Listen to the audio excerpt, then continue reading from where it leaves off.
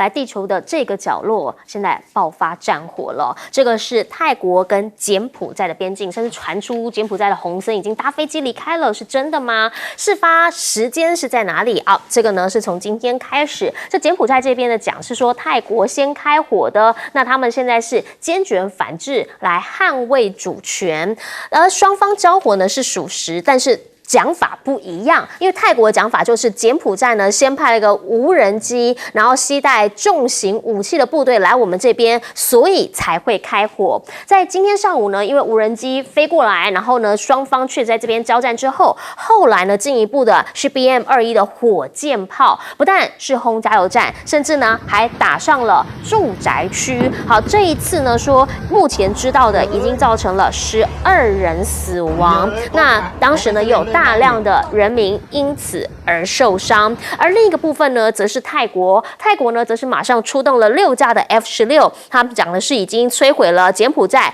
2个军事据点，反正双方呢是已经正式开火，你来我往。泰方这边呢也已经宣布关闭跟柬埔寨的所有检查哨站，而甚至呢，在他们现在进入备战状态之后，却突然传出了洪森呢讲，如果入侵就会报复，可是不是他的飞机已经离开柬埔寨？因为呢，在网络上面有一个粉专叫做 Army Military， 他爆料的说洪森的专机啊编号也拿出来，讲说呢，今天早上10点的时候从金边出发，已经呢先飞往其他地方了，只是洪森到底在不在上面，好不知道。因为呢，柬埔寨这一边的柬中日报，他只是直接讲说这一切都是泰国的媒体在炒作的，是谣言，不是事实。事发你会问为什么突然打得这么激烈？不是突然的，5月底的时候，双方其实就已经有过冲突。那个时候呢，一样是在主权争议区，也就比较边境的地方爆发冲突，双方交火时间比较短，10分钟，但当时呢有造成1名的柬埔寨士兵身亡。事后呢，泰方这边就指了说呢，现在呢，因为他们彼此因为都有在边境嘛，结果呢说泰国他们在巡逻的时候有踩到地雷，造成他们的士兵受伤。但是检方这边的讲法是说，你怎么踩到我这里来，所以你才会受伤啊。又过了没多久之后，泰国这边呢又发生了第2次的地雷爆炸事件，也造成了当时呢有士兵因此5个人受伤，1个人失去右腿。而在7月初的时候，因为这个频繁的边境的争执等等交火的问题，所以呢，那个时候还记得吗？贝南东还跟洪森2个通了电话，因此造成了泰国政局的大变动。到月底的时候，直接召回驻柬埔寨的大使，然后呢，也驱逐了柬埔寨驻泰大使，双方的外交呢就这样子直接给停下来，到今天才是进一步的直接开火轰炸。好，这一切的下来，其实你看看时序上面已经是快2-3个月的时间了。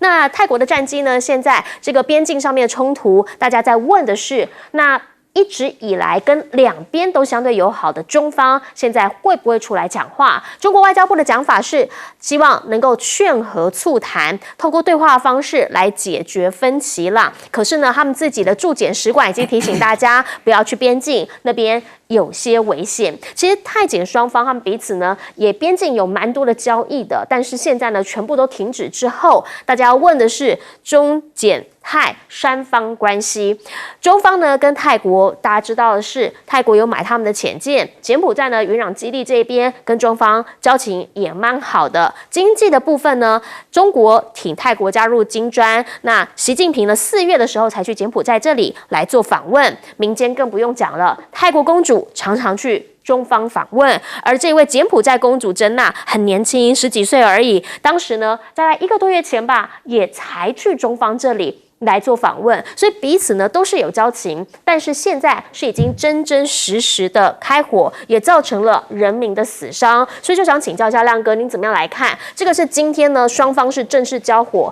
而且呢是火箭弹、战机通通出炉。泰柬的边境冲突本来就发生很多次了啦，这也不是第一次了。那边境冲突基本上不会变成战争啦，就是很纠缠，就像中印边境也是有一些，反正丢石头啊、狼牙棒互打一下啊，这种事情，我觉得中方介入的可能性很低了，啊，因为太小了，并不是一个严重的战争主题了。我觉得应该还是跟那个录音门有关呐，就大家情绪其实不太好啊，就这个洪森就直接把那个录音带就把那个佩东坦的讲话曝光了嘛。那佩东坦还当着洪森的面跟他讲，那个军方有些领导人不太好，对不对？所以我不知道这个区是不是就是那个军方领导人负责的地盘啊？那如果是，搞不好是他适当要制造一点状况，让佩东坦不舒服，这也有可能啊。因为以前比较大的一个冲突是有关一个寺庙啊。对，有一个什么叫什么怕什么下啊？怕威下。对，那个庙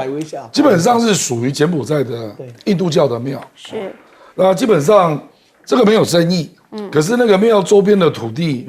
大概有5平方公里，那个就是主权争议区啊，那个就常常发生冲突啊。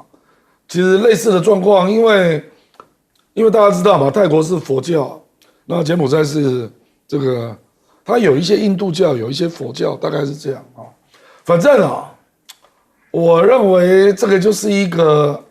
过度反应的事件了，就是可能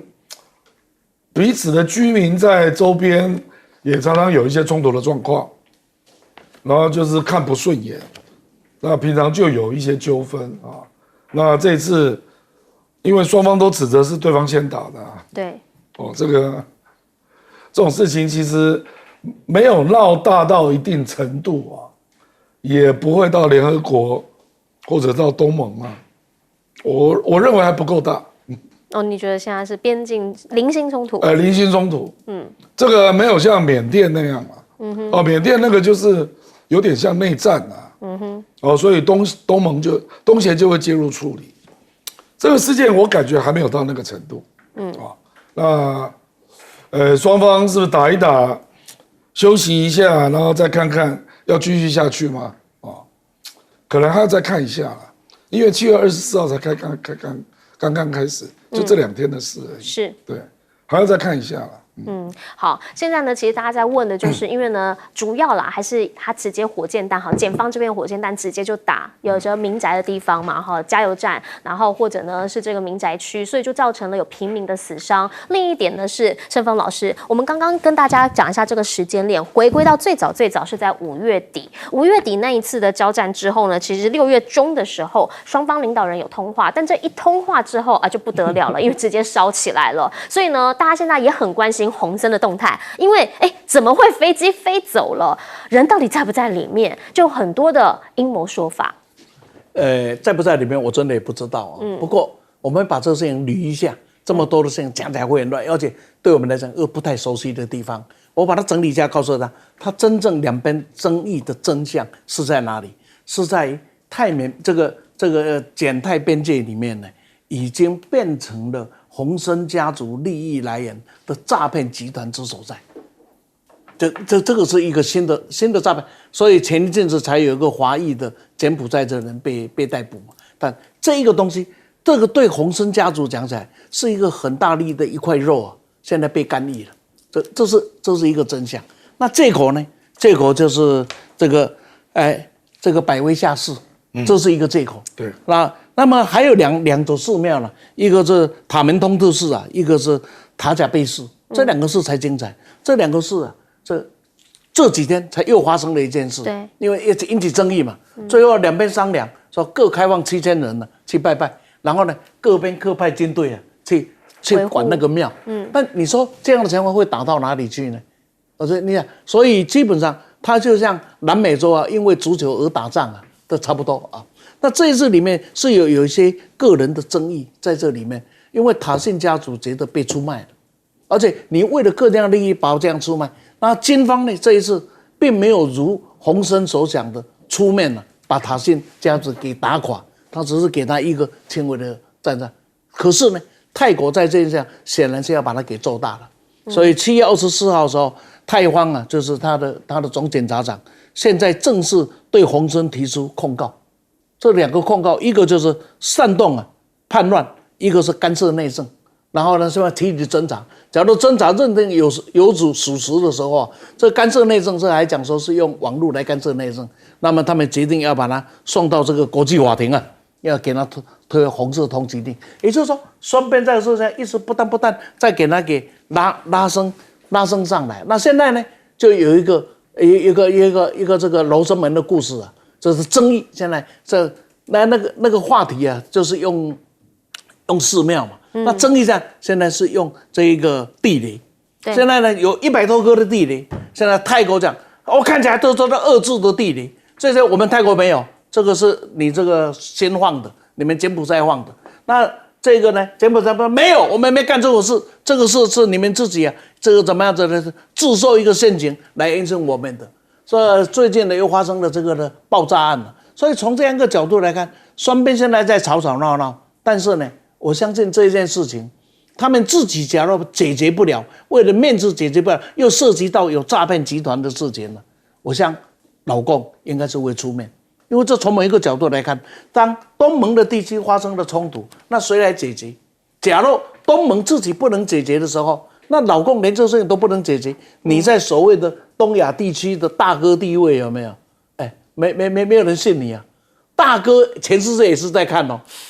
你这个大哥是真大哥，假大哥是金宝啊、gay 宝有没有？那大家是真神或者假神呢、啊？大家也在看。那当然你不急着出面，因为这个从某种你把它放大好像很严重。这从国际政治、国际冲突的角度看。这个比起加沙走廊那个简直就是这个连比都不能比啊，甚至连胡塞武装的都不能比啊。但是呢，它是一个焦点，这个焦点总是要小心，因为星星之火不小心了，就会燎原的。因为看起来现在就是一个火种嘛，我们从5月底看到现在一路呢就是纷扰不断，所以请教严老师，您会怎么看？这个还是回到历史的问题，就是当年你这个柬埔寨啊，这些辽国。或者越南都是在法国殖民统治啊。我们知道中南半岛就是泰国啊维持了它的独立，它在英法之间找到一个平衡，它就维持了独立。可是维持独立之后，它还在画边界哦，要跟法国在这个柬埔寨要画边界，那法国就占这个泰国的便宜，而且他画的图之后，他其实偷挪移了一下，所以我们刚刚讲的这个博威下市啊，本来应该是在泰国境内，被他移了以后啊，就是变成是进入博威下市，从泰国比较容易进，但是从柬埔寨比较难。可是问题是，泰国去打官司啊，上了国际法庭也输掉了啊，所以问题是把它认定。对，问题是就是说你在殖民时代的时候，这个法国殖民时代的时候，泰国觉得自己太弱，不敢。发现了也没敢挑战，那等到法国人走了，他觉得你柬埔寨现在是落基了，我可以来挑战，结果国际法庭把他判了。我觉得这个就是所有过去我们看到殖民国家在非洲，甚至在我们刚刚讲以色列也是类似就是当你留下来的边界不清不楚，然后呢留下一些人为的边界或者说你自己按照你的意思来分的。就会造成这种状况，我觉得这个就是一个很明显的例子。但是我要是泰国，我也觉得说，你今天这个寺庙是印度教，我是泰国，我是佛教国家，我这么在乎这个干嘛？可是这个毕竟还是这个是个世界文明遗产啊。然后说起来有点价值，可是你如果今天去问到泰国的观光客，没有几个人会去那个地方了。那个等于是泰国、柬埔寨跟辽国靠近那个三角地带了。那泰国的观光客不是在曼谷，就是在我们讲这个清迈或者南部嘛、苏美啊这些地方，普吉岛。所以这个对泰国的经济没什么影响。但我认为今天泰国军方可能就是还是跟这个塔信家族有一点关系，出口气弄一弄。那另外还有一个就是我们刚刚讲的这个地雷到底这些地雷会不会还是当年留下来的地雷？我觉得不应该是。我们清地雷已经清了50年了1975年这个中南半岛的战争结束，今年2025了，应该清光了吧？怎么还会有地雷？所以我们都讲了说反地雷的这个条约都签了，这个地雷是一个算是一种不人道的一种武器，应该是不能再放了哦。所以我觉得这个是一个比较严肃的问题，就是如果还有地雷，到底是谁放的？确实哈，现在双方呢，他们的军力以及这个军事上面的人力，其实呢跟以前的那个境界也大不相同。泰国现在明显的比较多一点点，那后续会怎么样的发展？因为泰国现在内部也有所谓的军政之间的这些不是很好的交往，所以后续呢我们会持续带大家来关心。但是呢，线下很多人更关心的是川普的关税，来看看川普的关税发生什么事情。川普现在呢就是大白话告诉你，如果你不同意开放你的市场，那你就会被我课更高的税。大家就看到了什么叫做不同意开放市场，就是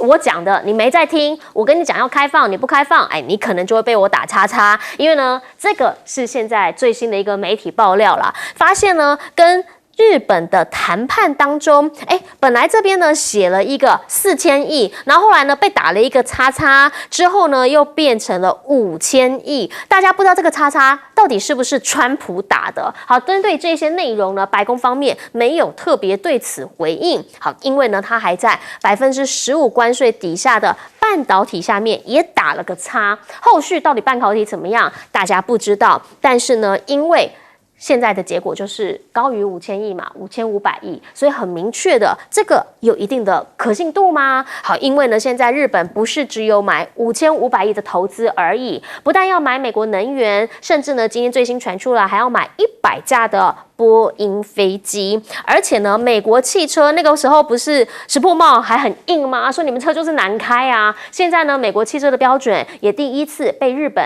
来认可了，所以呢，就让白宫这里很开心，不是只有汽车他拿到了进入市场，而且呢，他说日本要马上增购75%的美国米进口量，还要买80亿美元的农产品，这一些呢，就让川普认为自己大获全胜。日本谈完了，很多人都认为它对于东北亚国家来说就是一个明显的基调，不只是韩国甚至呢欧盟，大家都认为它可能是一个标准。来，韩国现在看完之后紧张了，还要跟美国协商，但是呢有坚守一个底线，叫做不扩大稻米或者是牛肉市场，这是他们自己内部做出来的红线决议。好，可是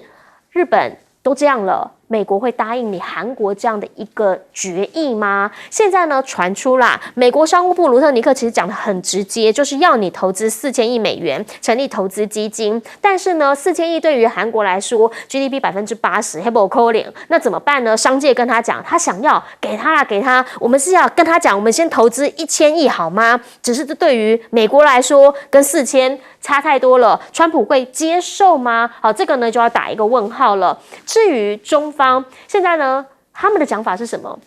没关系，慢慢谈。好，卢特尼克跟贝森特呢，他们都认为这件事情就是有谈就好了。贝森特更直接的告诉你，他现在下个星期要飞到瑞典斯德哥尔摩去跟中方谈，叫做我们不愿意跟他脱钩，我们现在就做一件事情，叫做可以再延长宽限期嘛，至少再延长个90天，那不是问题。那去谈什么呢？就是让大家能够继续谈定期会面这个就是好消息。甚或呢，这一位黄仁勋，现在大家就在问，他会变成中美双方的一个新桥梁。好，毕竟呢，当时川普上任的时候，大家认为马斯克是所谓的中美桥梁，但日经讲啦，现在叫做黄仁勋取代了对方，变成一个重要兼具明星光环的桥梁。但是对于川普来说，他在意的其实就是所谓的领导 AI 地位，所以呢，他告诉你，他不惜代价要确保 AI 主导地位。这个呢，是要在此宣布，他一定要赢得这一场的竞赛。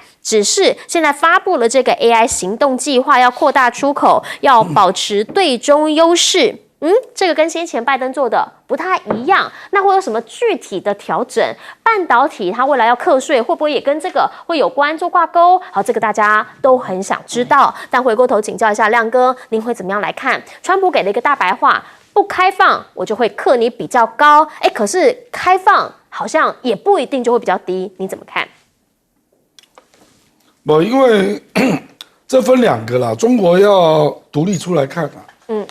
因为中国大陆跟美国已经是特例了啊。那8月12日之后可能还延3个月，对，因为不想影响到那个国事访问嘛，所以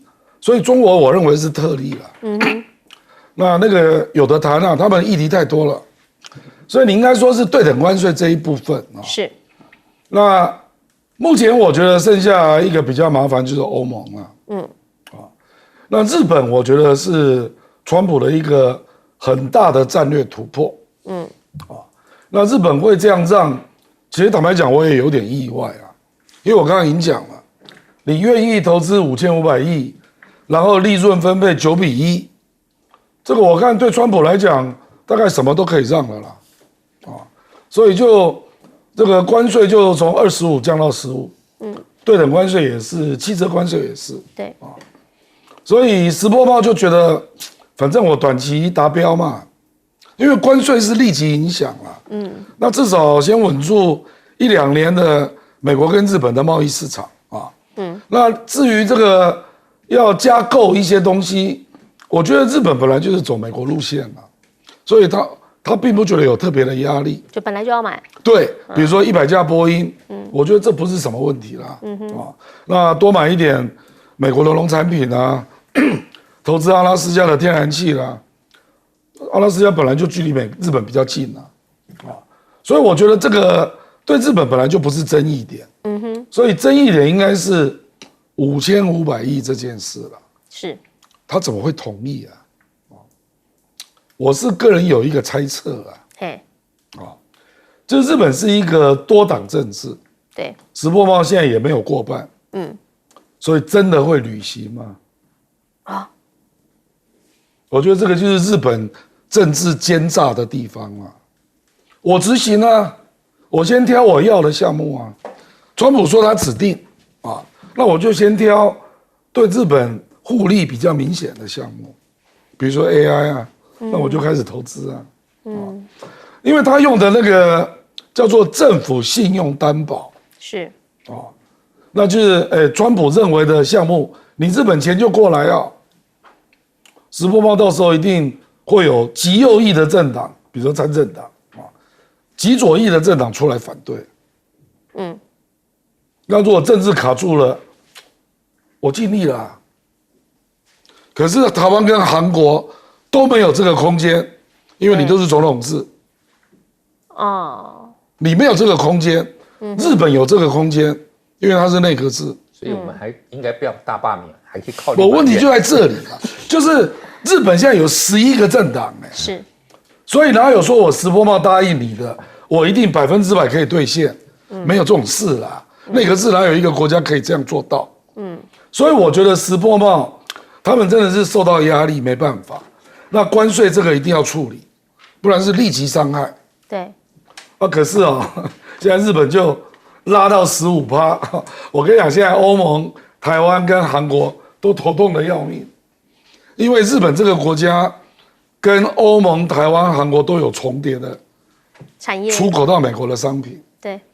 拉到15%，哇，这个压力可大了。如果台湾是20%呢，那压力很大因为我们本来32啊，是，所以我觉得接下来赖清德就要面对。那赖清德美国根本就吃定台湾而且台湾又是总统制，他认为你根本跑不掉，所以赖清德就不愿意答应吧。我就跟你讲，他答应的是2000，我们的谈判队伍也不是乱来啦，这个美国要的就是3000，我们说2000。他要3000，那这个坦白说这个叫做事后后悔都来不及。如果台积电抓在手上，台积电投资美国就可以有1000多亿啦，对啊，不是吗？可是现在美国台积电不算，已经来了都不算。但后续会怎么样？我们先进一下广告，广告回来继续来讲。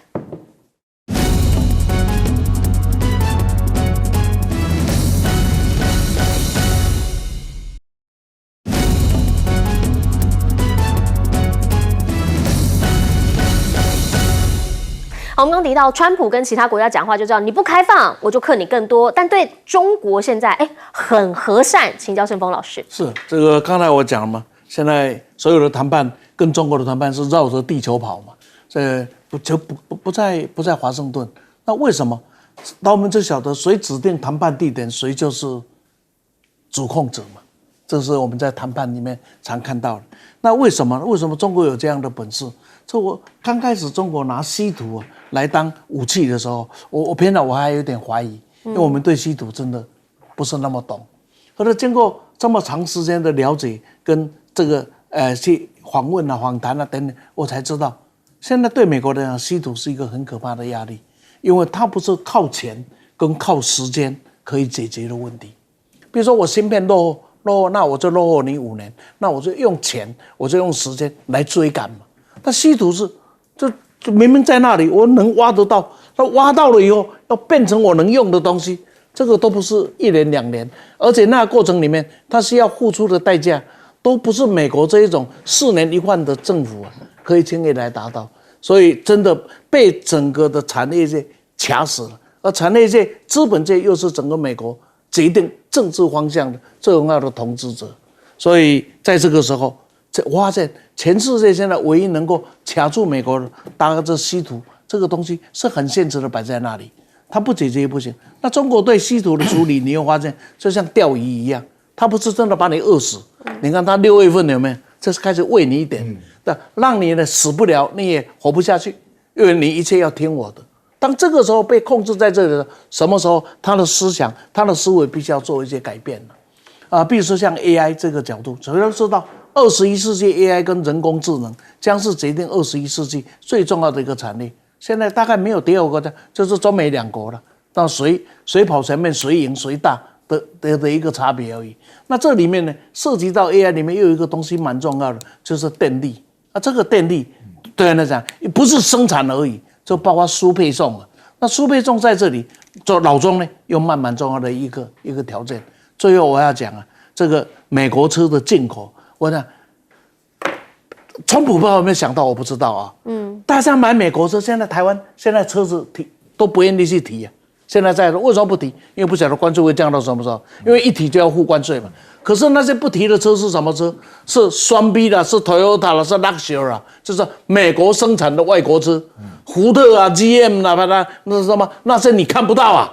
这唯一看到的可能只剩下特斯拉。所以川普的如意算盘搞得到这是保障了美国公司的汽车，或是保障在美国生产的外国汽车，我真的还搞不太懂。我们先进广告，等等回来请严老师帮我们总结。还是会创造美国的就业。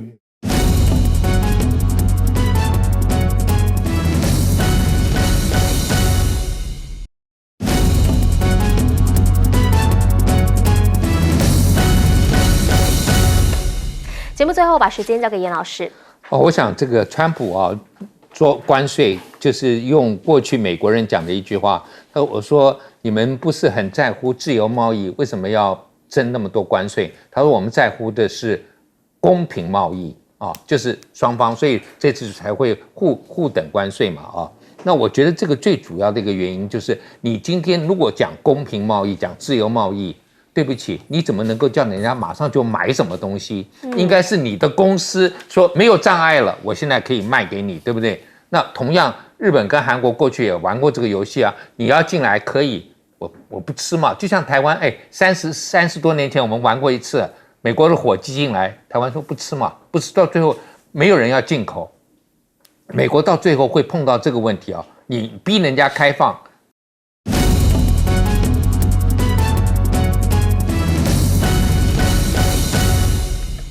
大家晚安，我是陈燕莹，欢迎来到新闻大白话。接下来这1小时国内外大小事，要用您听懂的话说给您听。现在介绍这1小时来宾，首先要介绍是耶鲁政治学博士郭正亮，大家平安。还有前立委李顺峰，主持人好，大家好，以及政大国关中心兼任研究员严正声老师。主持人好，各位观众大家好。一开始先带你来看到的是726要投票。好，现在呢，民进党团的总召柯建铭讲了，你哪不去投票，不去罢免，你就不是台湾人。因为呢，我们这么做是在帮世界挡住中国。好，吴思瑶在加码啦，他讲什么？他说呢，只有台湾国会怕中国啦，所以要把蓝白通通扫入历史灰烬里头。偏偏这个时阵呢，发生了一件事情，就是呢，我们的台湾队在世大运这一边，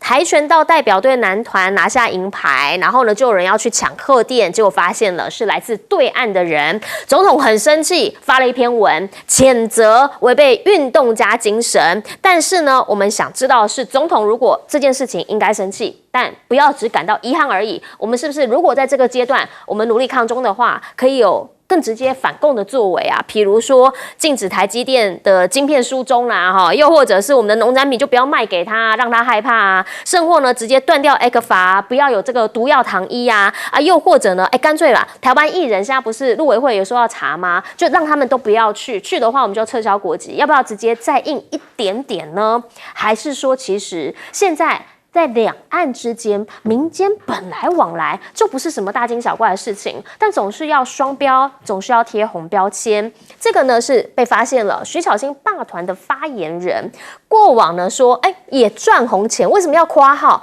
好，其实啦他过往被发现曾经在对岸的东莞这一边登记经营一个文化传播公司，然后去北京这边也有工作过，甚至呢他们讲了说还曾经有个大陆的媒体大篇幅的报道。讲说呢，他对两岸文化的贡献。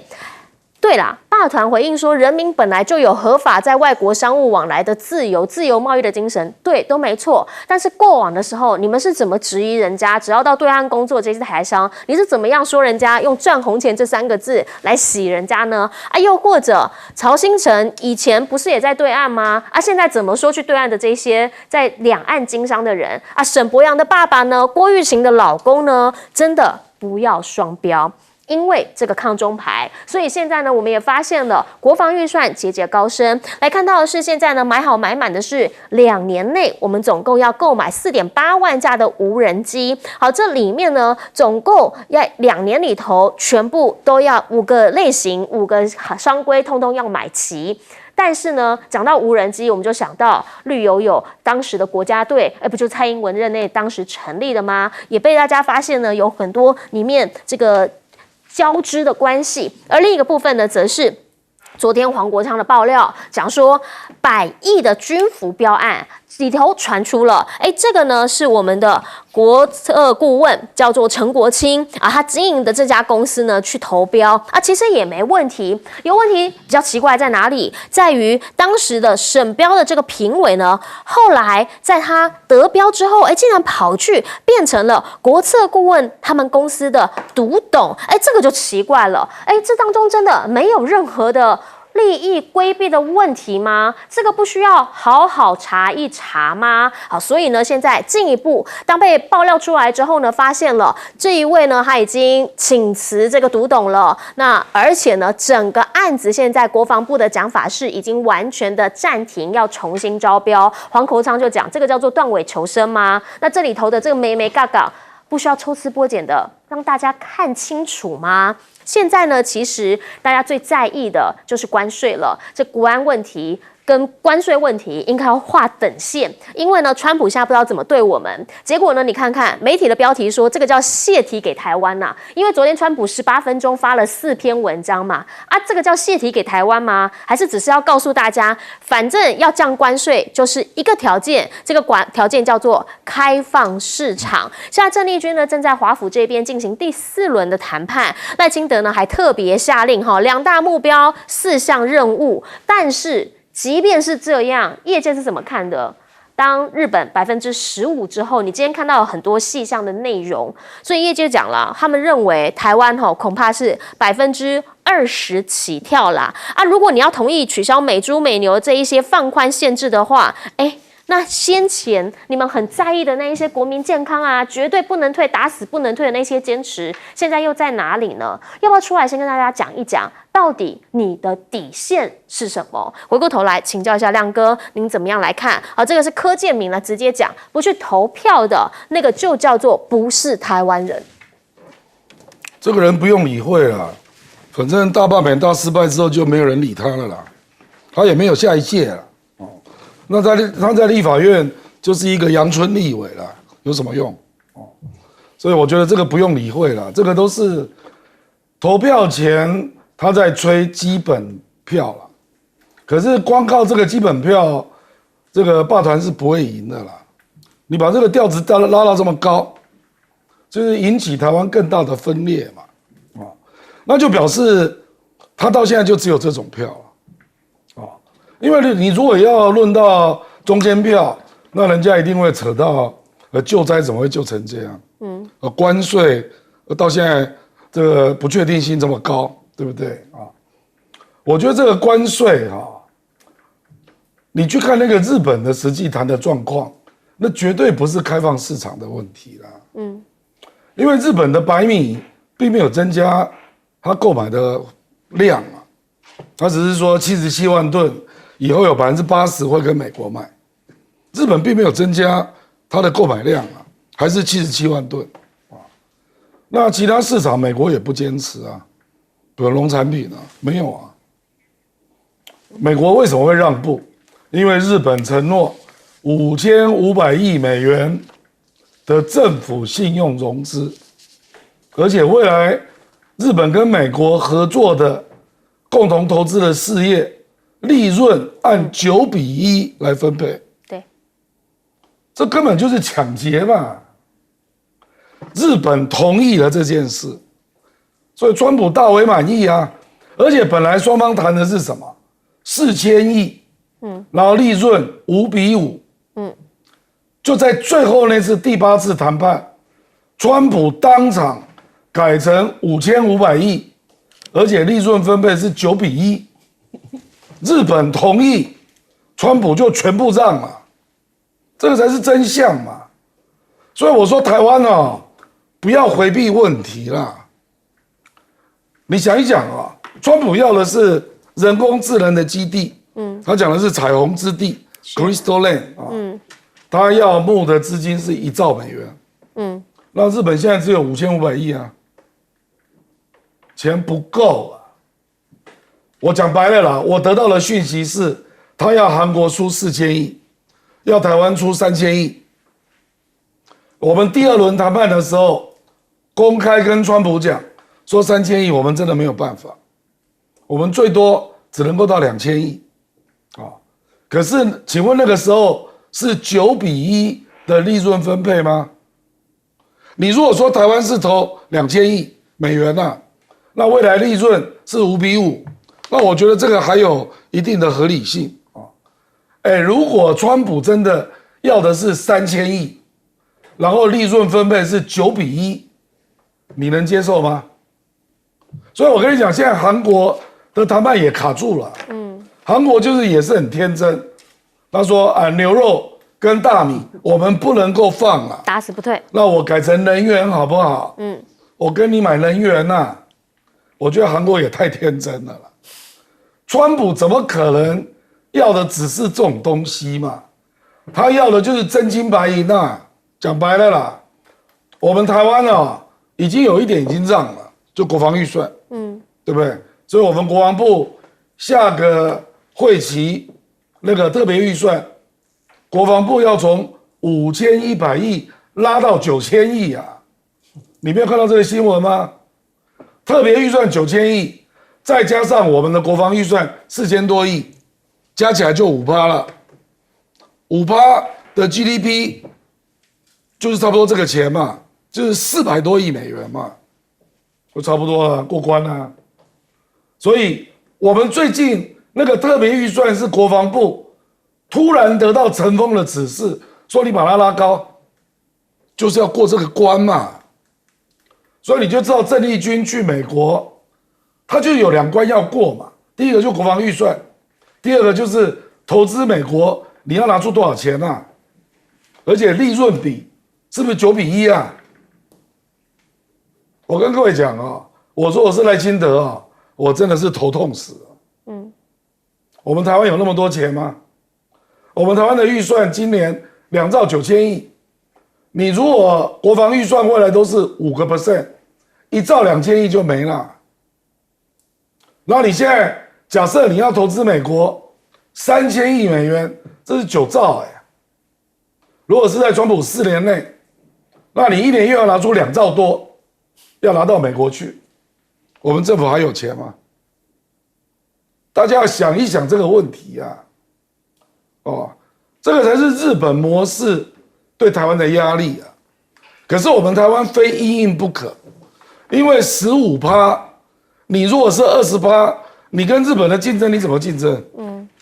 这很现实嘛。所以日本这个模式一过，我跟你讲，韩国跟日本还有欧盟压力都非常的大，因为它只有15%。就是这样。但其实这个是很真切的，现在国际上所有的国家都在讨论的问题。但我看我们的政府，除了他提出什么，就是2大目标4项任务之后，你看不到太多的细节。现在在搞的盛峰老师比较多，还是跟罢免有关。这样子去反共，那问题就解决了。去白宫反共治百病是不是？就是治百病对，不要最后在台湾的大罢免到白宫去。然后对川普讲反共然后 OK 一直解决。我咧练消话，你听消话，台湾你做消书，这开玩笑。我想刚刚谈的呢，我们再把它集合起来一下，5大项，到底我们每一项都有谈。第一个，开放跟放宽，开放哪些项目是不是全部都要开放？还有放宽管制，比如说像牛肉肉类上放宽，到底会做到多少？第二项。这投资会被加码到多少？现在谈的这个还有还有那个阿拉斯加的那个油气管道呢，投资会加到多少？第3个，采买会指定哪些项目你要买？第4个就是关税会增加多少？第5个，台币要升值多少？合起来总共5大项目。请问我们现在知道什么？一项都不知道只会反共罢免你是当作笑话，真的，人不叫天理，天都不叫尬技台湾现在是被这民进党你们这些人乱木乱冲，把台湾给搞得一塌糊涂。别忘了2022年蔡英文讲什么话？罢免不能是一个政治斗争的工具用较低的门槛，然后呢拿下过半数的当选的立委。这蔡英文讲的。2022年陈柏惟的时候，他讲的。怎么都忘了，民党你们都忘了。现在讲反罢免的人就要被冠上种种不堪的旗号，那你们呢？再过来看看曹先生的事，我知道很多事我都不太喜欢在这个媒体上来提，但是既然曹先生这么喜欢唱秋有没有？那我们就给他唱秋一下。2013年是什么事？2013年就是他去国台办谈什么事？谈台湾统一公投的事情，我可以项目都告诉你。那时候他推台湾，而且那一年新党的党庆就邀请他好好来谈两岸必然统一，而且怎么进行用这个呢统一公投的工具来推动统一。你都忘了？今天人家把你这段拿出来，你又就像你的小三被捕人一样，你有个革命灯手去啊，是吗？反共在台湾还反什么东西？全世界你告诉我，川普反共吗？川普反吗？那个什么欧盟反吗？他们在反利益而已他们哪有反共他们知道要跟共相处，他们才能够获得到他的利益；要跟共同行，他才会得到的利益。只有台湾熊勇敢，是我们有本事，我们行。就像讲的，就只有台湾的国会在怕共违，不是不是台湾的国会在怕全世界都担心了。为什么美国到现在为止，所有的关税谈判，大家都要到华盛顿去谈，只有跟中国的谈判，跟着中国绕着地球跑。只有他呢。下一站在瑞典。对的，都绕着地球跑什么时候中国人有这种底气这种底气来自哪里？不是来自于反川普，来自于手上有筹码。今天我们要的是筹码，只有筹码我们这样，所以不是反共。台湾今天要的是知共，台湾才知道怎么来应对。第二个要严共，你能赢共产党的统治，赢共产党的治理绩效，你赢共讲话就会大声。知共我们知道怎么选择，反共没有路了，不要吹牛。除了你们这些吃反共饭的以外啊，就当年国民党老国民党时代的有一批人专门吃反共饭的，现在这一批也是一样吃反共饭，而且只在台湾吃，离开台湾没有地方吃。请教一下严老师。我想就是无论是这个反罢免的这些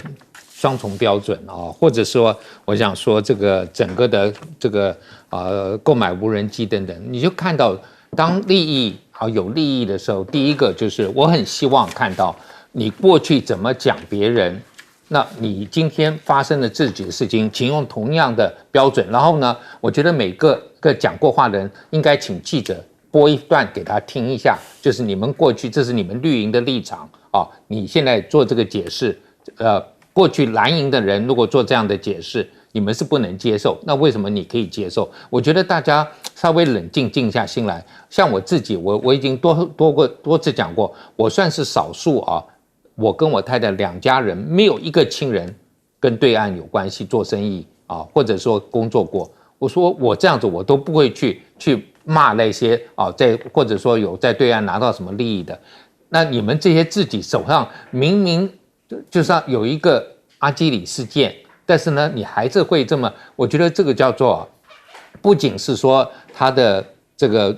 讲话的这种思考的逻辑是有问题的，就是说我认为是有点不要脸了。如果你今天自己的可以掩面不看，别人的你把它指责的那么严重，那另外一个这个国家队的或者购买无人机，我现在只要听到，因为我做非洲研究，我觉得这个跟非洲好像啊。非洲的人为什么要进政府？为了要跟政治有关系，就是要拿利益啊，就是他们就觉得说，这个进入这个富豪的门路，就是跟进入政府拿到权力，那打国家队这非洲典型的一种贪腐的状况。我觉得我们每一个标案，这个潜在都是我们当年最反对的，就是一个现代化的国家怎么会这么多的黑箱，然后这么多在里头标案里头有这种，我这样讲不好听一点，就是已经预先好给别人，老早就就是知道是谁会得标的，找几个来陪绑，或者呢找黑道吓一吓，其他的人也不敢得，然后就是那些人在得标，所以这一个犯罪的供应链，我觉得这个还是民进党现在要去面对，因为你们当初执政的时候或者成立的时候，你是要讲青年的，是要讲这一些的，那怎么现在看起来完全都是双重标准，然后完全自己都犯了同样的错误？那我觉得你今天支持者用同样的这个标准来检验现在的民进党，对不起我觉得过去的国民党不好，现在民进党也是一样的状况那这个可能是台湾人的悲哀，没有别的选择了。但其实呢，对于大多数的人，大家现在是希望和平而已，大家不希望战争。